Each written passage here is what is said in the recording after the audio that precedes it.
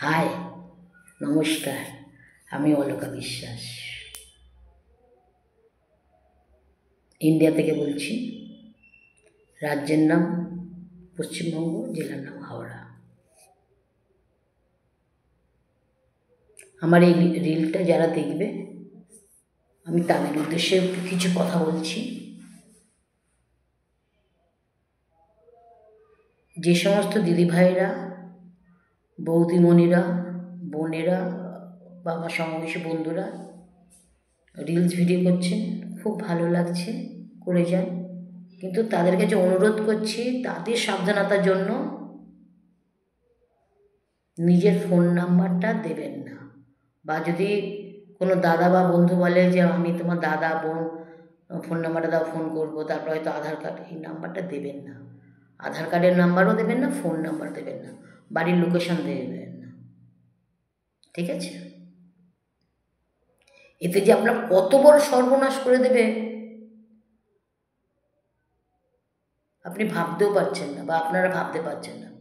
অবশ্য সব ছেলে বন্ধুরা বা দাদা ভাইরা খারাপ হয় না। এই দুই একজনের জন্য পুরো এই সমাজটাকে আমরা ভয় করি বা ঘৃণা করি, মাত্র দুই একজনের জন্য। এরা হচ্ছে সমাজের কীট। আপনার সামনে এত সুন্দরভাবে কথা বলবে, আপনার ফোন নাম্বারটা আদায় করবে, প্রতিদিন খুব মিষ্টি মিষ্টি কথা বলবে ফোনে, তারপরে এই করে দেবো ওই করে দেবো বলে আধার কার্ডের নাম্বারটা নেবে, নিয়ে সর্বস্বান্ত করে দেবে। আমারই পাড়ায় এক পরিচিত করেছে তো, তাই জন্য আমি বলছি, আপনারা যদি পারেন এইটাকে একটু বন্ধ করুন, যে নিজের ফোন নাম্বার দেবেন না বা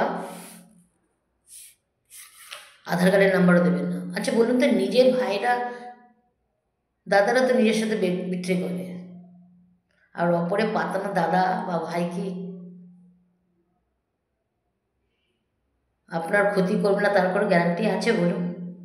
হয়তো সবাই করে না, বা সবাই এরকম নাম্বারও চায় না। যারা ভদ্র অনেক দাদা ভাইরা আছে, ছোট ভাইরা আছে, তারা অতি ভদ্র,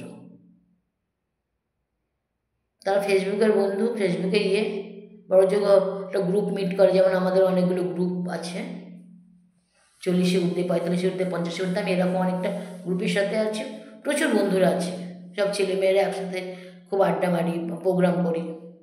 কিন্তু কোনো ওখানে যে গ্রুপে যত ভাই আছে, দাদারা আছে, বা আমার সমবয়সী বন্ধুরা আছে, কেউ কিন্তু একবারের জন্য বলে না তোমাদের ফোন নাম্বারটা দাও, ফোন করব। তারপরে কোনো বিরক্ত করে না, বা আধার কার্ডের নাম্বার বা কোনো প্যান কার্ডের নাম্বার চায় না। তাই আমি বললাম, আপনারা যদি পারেন, এত তো ক্রাইম হচ্ছে, তাই জন্য আপনারা যদি পারেন এটা চেক করুন, ঠিক আছে? ভাই টাটা, একটু বেশি জ্ঞান দিয়ে ফেললাম, তাই না?